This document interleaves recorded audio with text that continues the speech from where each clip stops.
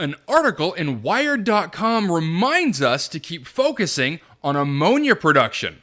I'll go through the article and give my thoughts on today's Hydrogen Podcast.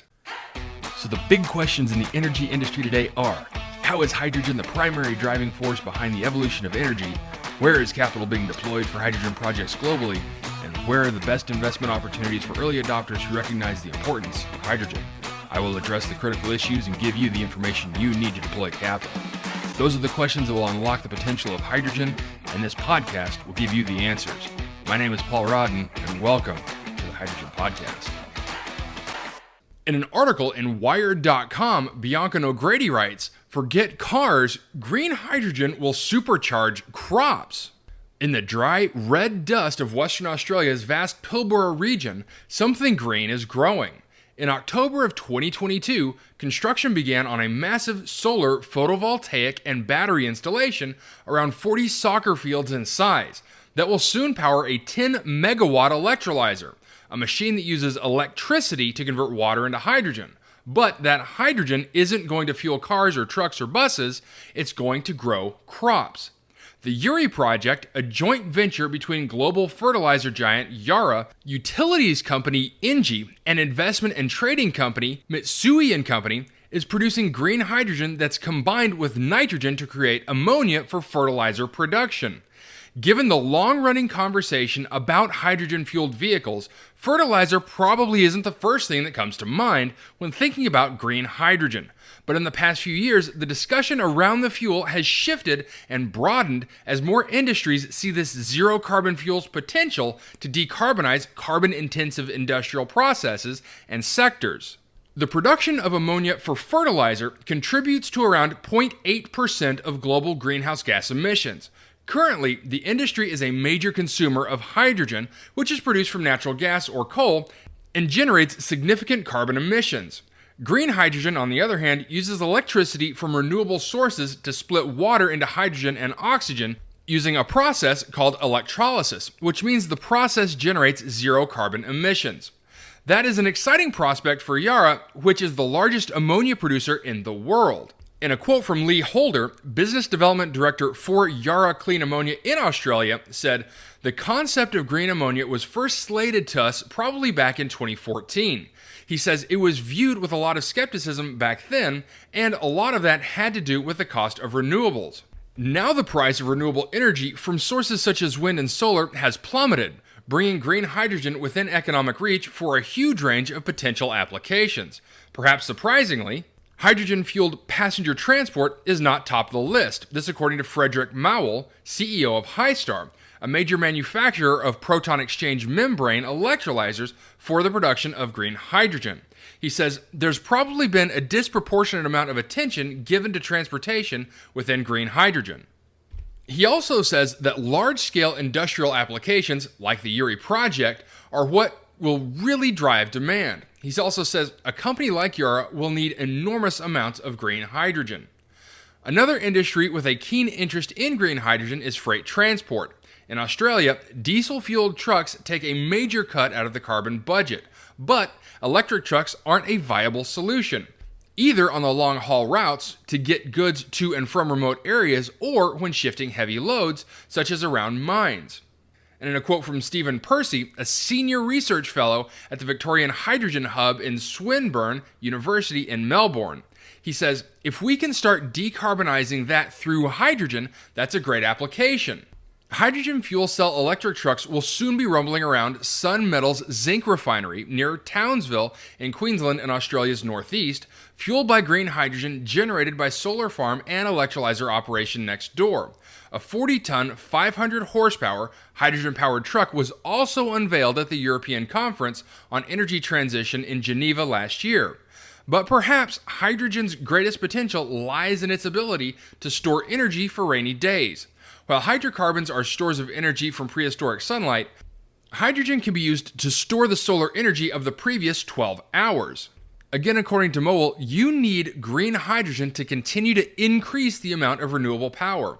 Once an electricity grid gets to a critical mass of renewable inputs from sources such as wind and solar, something has to step in to stabilize and smooth out those peaks and troughs of supply and demand. Again, according to Mole, you can't solve that with batteries. It's at a scale that wouldn't be practical. Hydrogen is a very good way of balancing out this. And unlike batteries, hydrogen can be efficiently transported. It can be compressed into a liquid hydrogen, which does require some energy, or it can be converted into ammonia, which is already transported around the world and then cracked back into hydrogen and nitrogen at its destination. Countries like Japan and South Korea, which are home to energy-intensive industries such as steel and the manufacturing of cars and ships, but lack the renewable resources to power them sustainably, are eager to import hydrogen from countries with an excess of renewable energy, such as Australia. In a quote from Carlos Trench, head of hydrogen projects at ENGIE Australia and New Zealand, said, "The idea is basically that you produce those hydrogen molecules or hydrogen direct derivatives in countries with abundant renewable resources. Then you transport the molecules, whether it's ammonia or any other derivative, and then you reconvert that molecule into green power at the destination where a direct development of renewables is not feasible." Now, Japan has already declared its intention to be a world leader in the hydrogen economy as part of its carbon neutrality strategy. South Korea is hoping hydrogen will supply around 1/3 of its energy by 2050. But Percy stresses that despite all the excitement, green hydrogen is still currently a bit player in the global decarbonization game. He says, "It's really very small scale right now, but it is ramping up." China's state-owned energy company Sinopec has started construction on what will be the world's largest green hydrogen facility. When completed, it will produce 30,000 tons of green hydrogen each year. At the moment, less than 1 million tons of low-carbon hydrogen is produced annually, and much of that is created using hydrocarbons, with the resulting carbon then captured. Spain is also striding ahead with production, and in 2020, unveiled its plans to become a major hydrogen producer. It set a target of producing 4 gigawatts of green hydrogen annually by 2030, but it has already surpassed this 4 times over and has plans for more production facilities. Cost is still an issue. About 60% of the expense of green hydrogen is the cost of renewable energy used to produce it. This is according to Percy. So as renewable energy gets cheaper, hydrogen will too. The cost of electrolyzer technology is another major component of hydrogen's relatively high price, but Mowell says electrolyzers are becoming more efficient. There are also logistics of storage, compression, and transportation, which further bump up the price of a molecule of green hydrogen. But as hydrogen's star rises, these costs will inevitably come down. Percy says, if you look at what happened with solar, both solar and battery systems came down about 80% in about 10 years, he says. He predicts the same will happen with hydrogen once it finds more solid technological ground. He also says the trials that are happening now are really important for the industry to learn from. He also says, while it's a pilot scale today, in 5 years' time, they're likely to be ready for something bigger.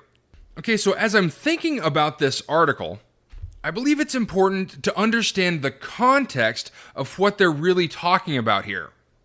Now, I understand the emphasis of talking about electrolytic hydrogen because they're focused so much on Australia, as Australia really continues to keep their foothold on being kind of the green hydrogen hub of the world.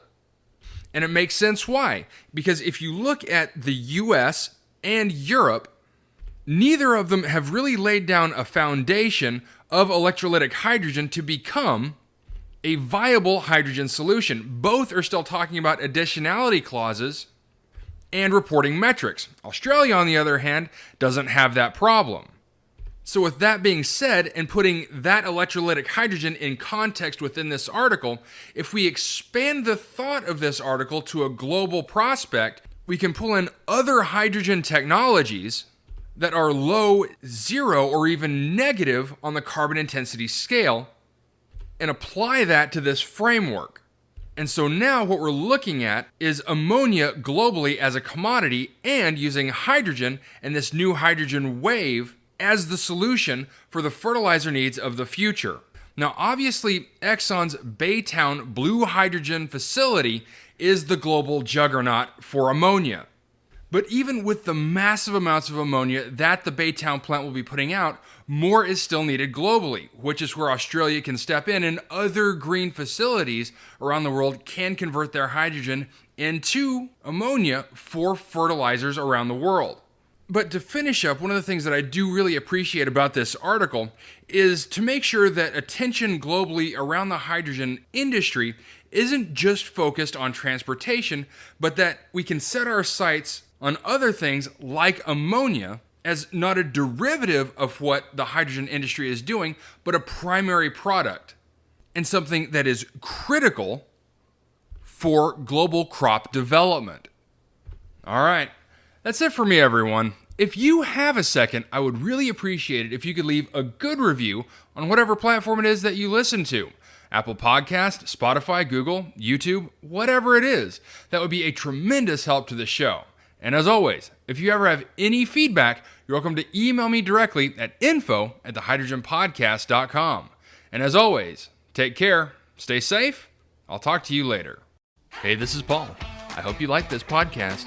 If you did and want to hear more, I'd appreciate it if you would either subscribe to this channel on YouTube or connect with your favorite platform through my website at www.thehydrogenpodcast.com. Thanks for listening. I very much appreciate it. Have a great day.